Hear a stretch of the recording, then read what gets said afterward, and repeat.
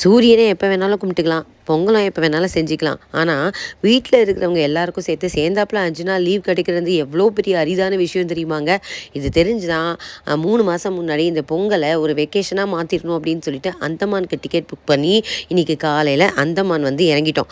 இங்கே வந்தோடனே அவங்க எங்களை ரூமில் செட்டில் பண்ணிவிட்டு கூட்டிகிட்டு போன இடம் என்ன அப்படின்னு பார்த்தீங்கன்னா, பார்த்துட்டிங்களா?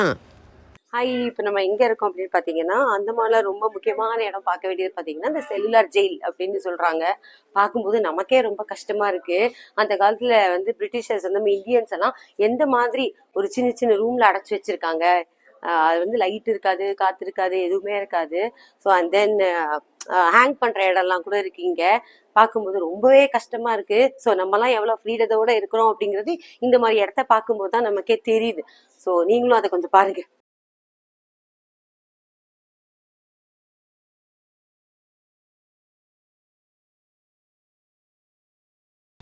நெக்ஸ்ட்டு நாங்கள் போனது கார்பின்ஸ் காஃப் பீச். இங்கே வாட்டர் ஸ்போர்ட்ஸ் ரொம்ப ஃபேமஸ்ஸு. இந்த சீ காட்டை மஸ்ட் ட்ரை அப்படின்னு சொன்னதுனால போனோம். Per person 3500. அது ரொம்ப காஸ்ட்லியாக தெரிஞ்சாலும் போயிட்டு வந்தப்புறம் பார்த்திங்கன்னா வேறு லெவல் எக்ஸ்பீரியன்ஸு. கண்டிப்பாக அந்தமான் வந்திங்கன்னா அதை ட்ரை பண்ணுங்கள், மஜாவாக இருக்கும். அங்கேருந்து நாங்கள் போனது த்ரீரங்கா மெமோரியல் அப்படிங்கிற ஃப்ளாக் பாயிண்ட்டு.